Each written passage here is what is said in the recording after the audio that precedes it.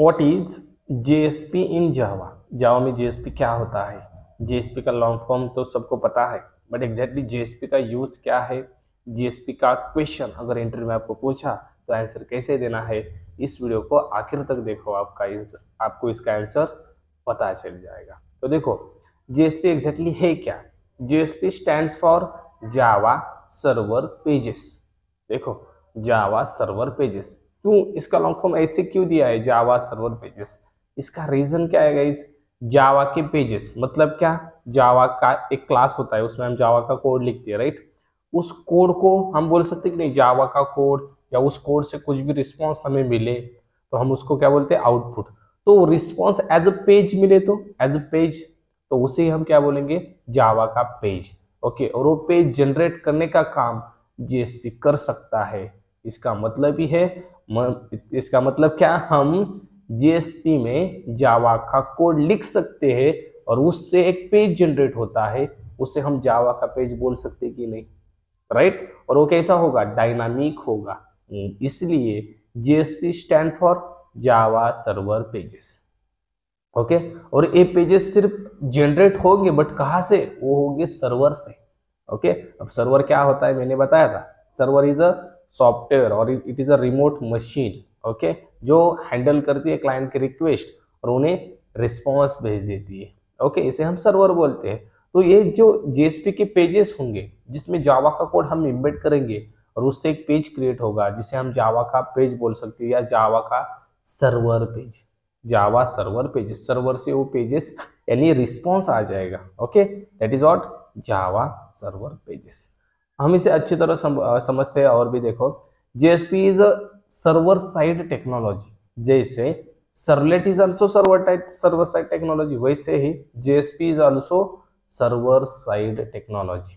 Okay, it is use to generate dynamic web interface. Okay, ध्यान से सुनना, JSP का यूज एग्जैक्टली क्या है? To generate dynamic web interface बोलो या डायनामिक वेब पेज। अगर आपको जनरेट करना है तो you need to use JSP. देखो हमारे पास जेएसपी के पहले क्या था? एचटीएमएल था, राइट? बट एचटीएमएल से डायनामिक वेब पेज हम क्रिएट कर सकते हैं क्या? नहीं, हम एचटीएमएल से स्टैटिक पेज क्रिएट कर सकते हैं। मतलब जो लिखा वैसे ही आएगा। स्टैटिक और डायनामिक में डिफरेंस क्या है? देखो, स्टैटिक मीन्स व्हाट? जैसे हमने लिखा H2 टैग में कुछ H2 हेलो लिखा, उसमें हेलो ही मिलता है ना हमें। But dynamic is what? कुछ तो प्रोसेसिंग होगा, जो भी आप लिखोगे उस पेज में कुछ तो प्रोसेसिंग होगा। मतलब 2+2 4, अगर आपको 4 मिला मतलब डायनामिक कंटेंट मिला। अगर आपको 2+2 ही मिला तो what is this? Is what? Static content. Okay, मतलब कुछ ना कुछ बैकग्राउंड में प्रोसेसिंग होना, दिस इज व्हाट डायनामिक। तो जेएसपी में ऐसा होता है? यस, जेएसपी में हम डायनामिक वेब कंटेंट और वेब इंटरफेस हम शो कर सकते हैं बाय यूजिंग जेएसपी। कैसे? बिकॉज जेएसपी में हम जावा का कोड लिख सकते हैं। एचटीएमएल में लिख सकते हैं क्या? नहीं लिख सकते, right? So what is JSP? JSP is also server-side technology which is used to generate dynamic web interface. Okay, then JSP is what? JSP is the extension of servlet, और JSP is, we can say JSP is the advanced version of servlet। सबसे पहले servlet आया, उसके बाद JSP आया। What is the reason behind that?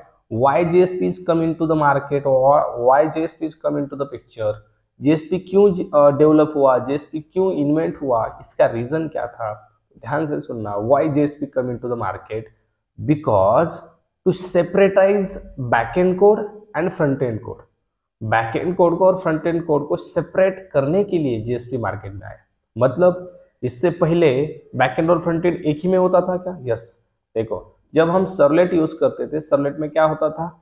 Servlet में हम backend का भी कोड लिखते थे और एचटीएमएल टैग का यूज करके एचटीएमएल का भी कोड लिखते थे। अगर आपने कुछ ट्यूटोरियल्स मेरे देखे होंगे तो आपको पता होगा। ओके, मतलब सर्वलेट में क्या, दोनों ही कोड था, बैकएंड और front end. This is what?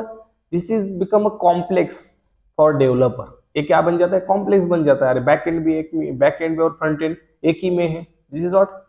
Complicated. Okay, तो इसको सेपरेट करवाने के लिए, सेपरेट करने के लिए जेएसपी इंट्रोड्यूस हुआ।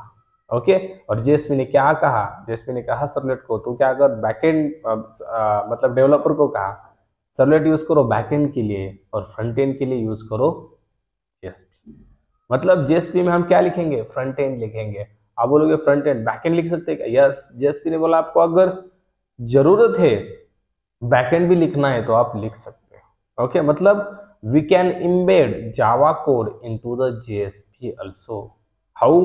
We need to use some tags to embed Java code. What are these tag? We need to use scriptlet tag. We need to use something called expression tag.